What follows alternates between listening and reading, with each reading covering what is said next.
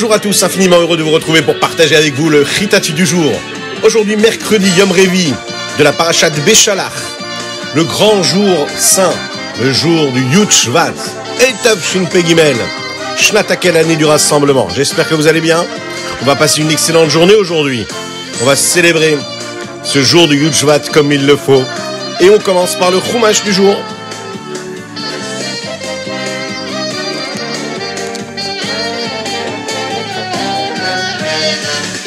Hachem dit à Moshe Rabbeinu, lève ta main et fais en sorte que l'eau qui tenait jusqu'à maintenant retombe comme à son habitude. Et là, les Égyptiens passent et se noient complètement dans cette eau. Akadosh Baruch Hu fait ce miracle, les Mitzrim tombent dans l'eau et les Égyptiens se retrouvent balancés d'un endroit à l'autre pendant de longues minutes. Les bénis Israël ne pouvaient pas voir ce qui se passait auprès des Égyptiens. Ils craignaient que peut-être les Égyptiens étaient déjà ressortis de l'eau et continuent encore à les poursuivre. C'est pour cela que Dieu va faire ressortir ces corps des Égyptiens au-dessus de l'eau, afin que tous puissent voir qu'Hachem avait accompli ce miracle et qu'ils croient en Dieu encore un petit peu plus. La Emouna, la foi qu'ils ont eue en Dieu à ce moment, elle s'est exprimée également à travers les chants et les remerciements qu'ils vont formuler pour Dieu.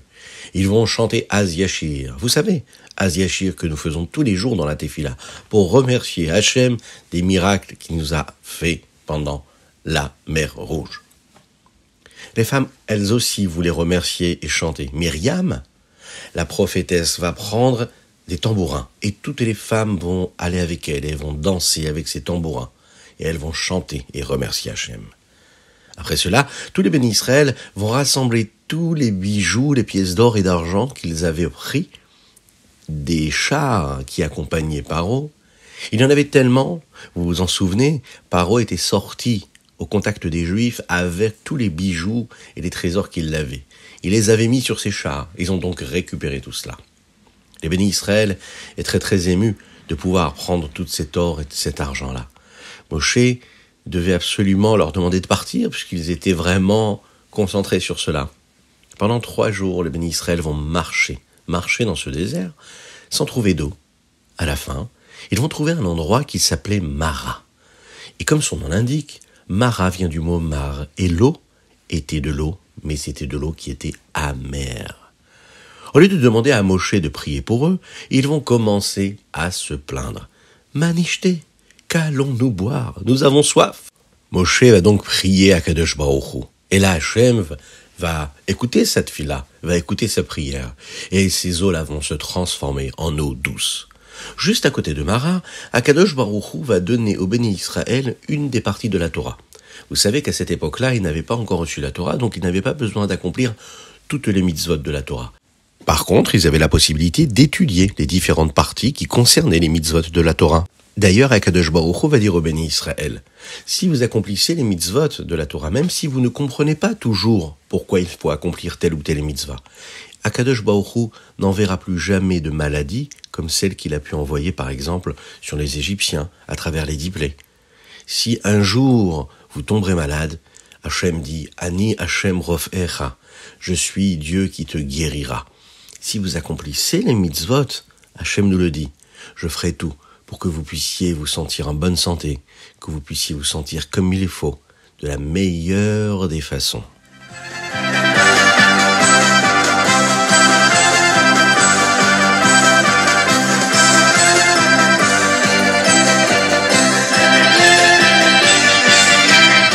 Et nous passons au Tehilim du jour. Aujourd'hui, nous sommes le 10 du mois de Shvat. Et les chapitres que nous lisons, c'est du Nun E au Nun Tet.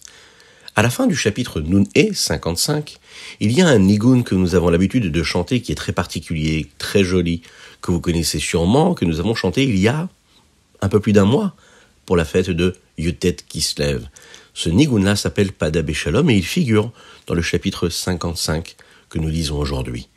On le chante pour le Rabbi Shlomo Zalman, mais également pour la libération des différents rébéim qui sortent de prison. Pada Beshalom Nafshi. Dans ce chapitre-là, David Ameller nous parle justement de la délivrance, de la libération qu'on pourrait vivre chacun et chacune d'entre nous. Lorsqu'il y a des personnes qui sont contraires à nous, qui se battent contre nous. Lorsqu'en nous, parfois, on a des forces contraires qui ne nous laissent pas accomplir la Torah et les mitzvot comme il faut. Par exemple, il faut être joyeux, et puis la tristesse s'empare de nous. On n'arrive pas à être joyeux. Il faut combattre cette tristesse. Par exemple, on a des doutes, on a du mal à être sûr de ce que l'on doit faire, de ce que l'on doit étudier ou accomplir comme mitzvah.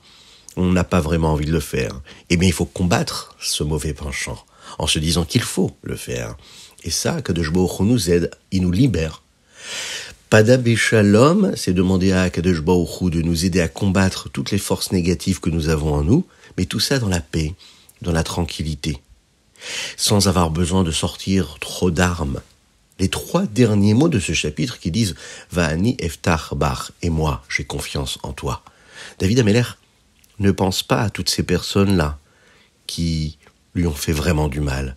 Il se dit, voilà, je cherche même pas à les combattre, ce que je demande, c'est d'avoir confiance en Dieu. J'ai confiance en Dieu et c'est Akadosh Baruch Hu qui va m'aider. Et si vraiment Akadosh Baruch Hu m'aide, alors toutes les forces contraires, tous mes ennemis s'annuleront de même. Je n'aurai même plus besoin de les combattre, puisque c'est ma confiance en Dieu qui les combattra. Avoir le bitachon vachem, avoir la confiance en Dieu, ça efface tous les ennemis qu'on pourrait avoir à l'extérieur de nous, comme à l'intérieur de nous. Du bitachon et toujours du bitachon. Il faut y croire fort. Il faut se rappeler qu'Akadosh Baruch Hu est avec nous et qui nous aidera toujours à gagner les plus grands combats.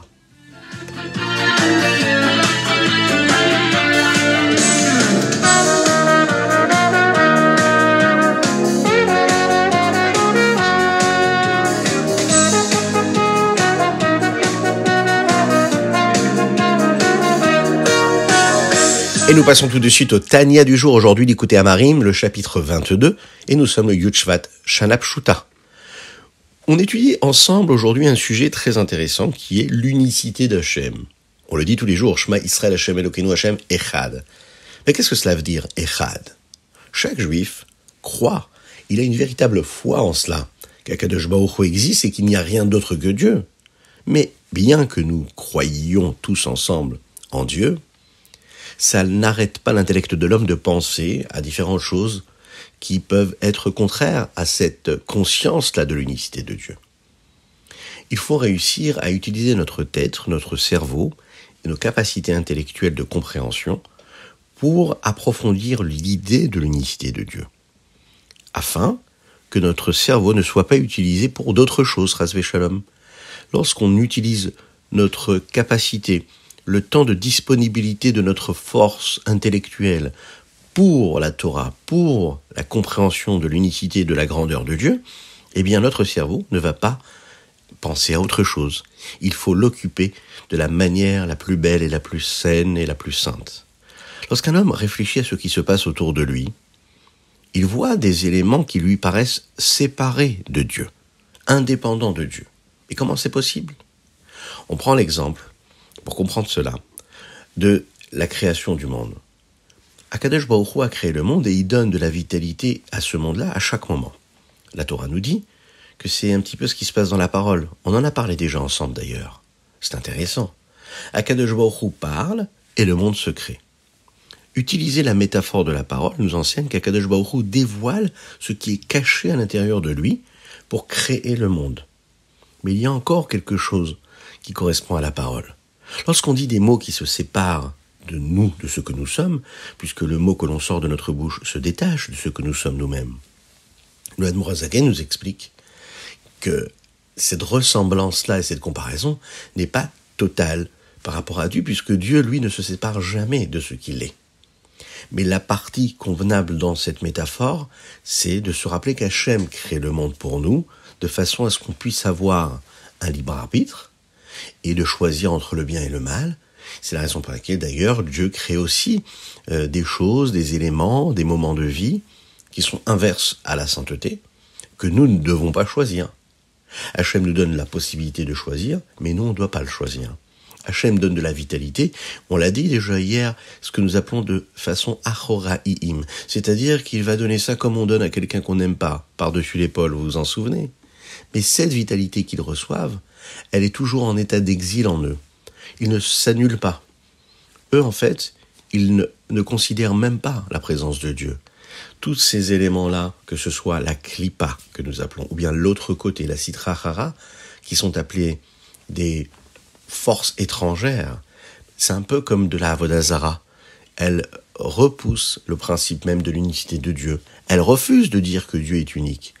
Eh bien, il n'y a pas que les choses impures et la klipa qui rejettent et qui repoussent cette idée-là, qui sont considérées comme la avodah zara.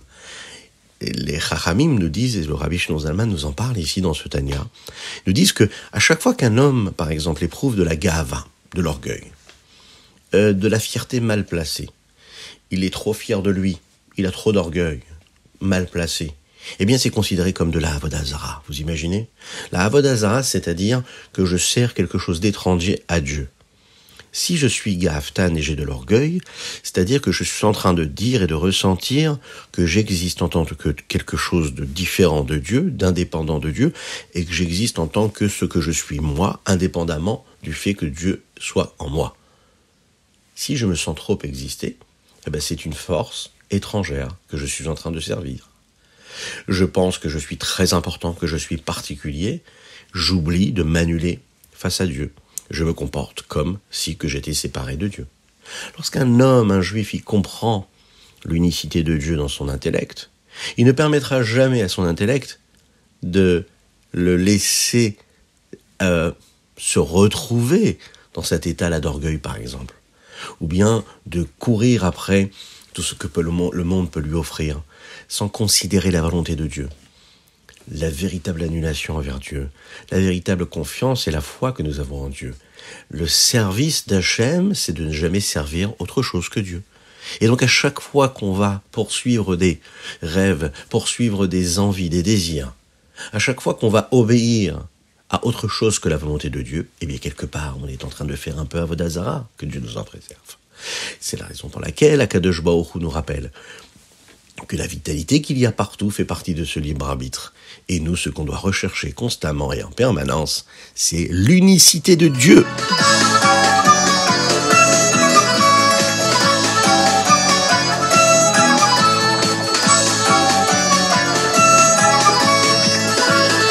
Et nous passons au Hayom Yom du jour. Aujourd'hui, le Yud Shvat, dans ce Hayom Yom, le Rabbi nous rappelle une correction qui est nécessaire dans le Torah Or. C'est aussi un rappel pour les chassidim. Chaque chassid doit étudier les livres du Admor HaZaken. Lorsqu'il y a eu le dernier Kinous HaShluchim, le grand rassemblement de tous les émissaires du Rabbi, avec le Rabbi a dit que les chassidim doivent prendre une bonne décision, celle d'étudier tout le Torah Or et tout le Likutei Torah, du début jusqu'à la fin. Écoutez cette histoire. Un jour, la rabbinite Rivka, elle avait l'âge de 18 ans, et malheureusement elle est tombée malade.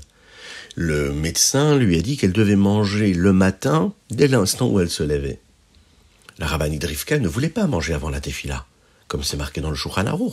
Il faut d'abord faire la tefila avant de manger. Alors elle se levait très très tôt pour pouvoir faire la tefila et manger. Quand le Tzemar Tzedek, qui était le père de son mari, a entendu cela, il lui a dit « Un juif doit être fort. Il doit être en bonne santé. Nous devons accomplir les mitzvot avec force et vitalité. Et toi, il faut que tu sois forte et que tu sois heureuse de le faire. » Et le Tzemar Tzedek a ajouté en disant « Il est préférable de manger pour prier que de prier pour pouvoir manger. » Et ensuite, le Tzemar Tzedek l'a béni avec une Arichut Yamim, une longue vie. Lorsque le Rabbi Shalom Dovber a raconté cette histoire à une personne en Yichidut, en entrevue privée, il a rajouté autre chose. Il a dit « Et fais ça avec de la simcha, avec de la joie. » Le Rabbi nous enseigne que la nourriture, c'est un moment de vie chez chacune et chacun d'entre nous qui représente le contact que nous avons avec chaque élément matériel qui existe ici-bas sur Terre.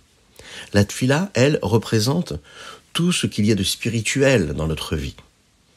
Le message que nous devons prendre de cette histoire-là, c'est que ce qu'il y a de plus important dans notre vie, c'est d'accomplir ce qu'il faut spirituellement. Et tout ce que nous recevons matériellement doit être là pour nous aider à accomplir tout ce qui est spirituel. Et jamais l'inverse. Est-ce qu'on est capable de manger pour pouvoir prier, ou est-ce qu'on est capable de prier pour pouvoir manger ? Et il faut toujours se rappeler que le monde, tout ce qu'il nous offre, est là pour nous servir, d'aide, de vitalité, de force, pour mieux prier et mieux accomplir toutes les mitzvot qu'Akadosh Baruch Hu nous donne à travers tous ces commandements de la Torah.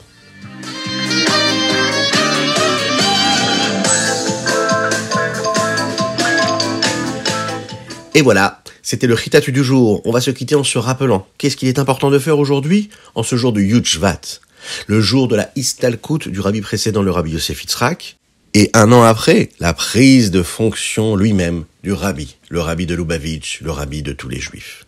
Alors nous avons l'habitude d'organiser une Idvad ou un Farbrengen, de parler ensemble, en réunissant plusieurs juifs autour de soi, de parler de la vie du rabbi Yosef Yitzhak, comment est-ce qu'il a donné sa vie pour le peuple juif, afin d'aider chacun à amener la Géoula, la délivrance. Nous avons l'habitude d'étudier le Mahamar Bati Legani. Nous avons l'habitude de donner de la tzedaka encore un petit peu plus, avant la tefila de Shacharit, avant la tefila de Mincha. D'écrire aussi le Pan, Pidyon Nefesh, une lettre que nous allons envoyer sur le kever du rabbi Yosef Yitzhak et du rabbi de Lubavitch, le rabbi Menachem Mendel. Nous étudions les Mishnayot qui correspondent aux lettres du nom de Rabbi Yosef Yitzhak. Très important aussi d'étudier un chapitre de Tanya avant Shacharit, avant le matin, la tefila du matin, mais aussi après la tefila de Mincha. Dans le Mahamar Bati Legani, le rabbi nous rapporte une histoire qui correspond à chacun des Rébéim. Comment est-ce que chacun des Rébéim se sont comportés avec Avat Israël, avec l'amour du prochain. Partageons une petite histoire que le rabbi de Lubavitch a vécue la veille du Yud Shvat Tafshin Yud Aleph, la première année. Le Rav Moshe Groner était le seul qui se trouvait dans le secrétariat du 770. La nuit était déjà tombée, il était tard, et là il entend le téléphone qui sonne. Comme lui-même ne faisait pas partie des secrétaires particuliers du rabbi, il ne savait pas vraiment s'il devait répondre ou pas, donc il n'a pas répondu. Mais le téléphone a continué de sonner. À la fin, il a décidé de répondre. Il a été très surpris d'entendre la voix du rabbi dans le téléphone. Le rabbi lui demandait est-ce qu'il pouvait venir chez lui à la maison. Le Rav Groner tout de suite a couru chez le rabbi et le rabbi lui voulait qu'il trouve le nom d'un des médecins qui était responsable d'un patient particulier et de discuter avec lui au téléphone. Le Rav Groner a réussi à trouver ce médecin-là dont le rabbi parlait. Il donne le combiné au rabbi et il va dans la pièce où le rabbi se trouvait, où le rabbi étudiait, pour laisser le rabbi parler et ne pas écouter la discussion. Et là, sur le bureau du rabbi, il va voir différents livres ouverts. Ces livres, ce sont les livres de chaque rabbi de Lubavitch, de la dynastie Chabad. Mais il y a aussi une copie du Mahamar du rabbi Yosef Yitzhak qui est ouvert devant. Le rabbi rentre encore une fois dans le bureau et dit au Rav Groner qu'il va aller tout de suite dans cet hôpital-là pour aller voir ce patient-là. Le rabbi voulait que le médecin puisse voir ce patient en plein milieu de la nuit. Mais le médecin ne voulait pas. Mais quand le rabbi lui a dit « je vais venir maintenant », alors le médecin a accepté de venir avec lui. On peut voir comment dans cette histoire, le rabbi qui se préparait à prendre sur lui la responsabilité de diriger tout le peuple juif. La veille, il a tout mis de côté pour aller en plein milieu de la nuit, être sûr que ce médecin qui devait aller s'occuper de ce patient juif dans tel ou tel hôpital allait le faire comme il fallait. On peut voir dans cette histoire l'abnégation, l'amour du prochain que le rabbi éprouvait. Comment est-ce qu'il a donné toute sa vie et qu'il continue à donner toutes les forces au Ham Israël pour nous préparer encore et toujours à la venue de Mashiach, maintenant, now.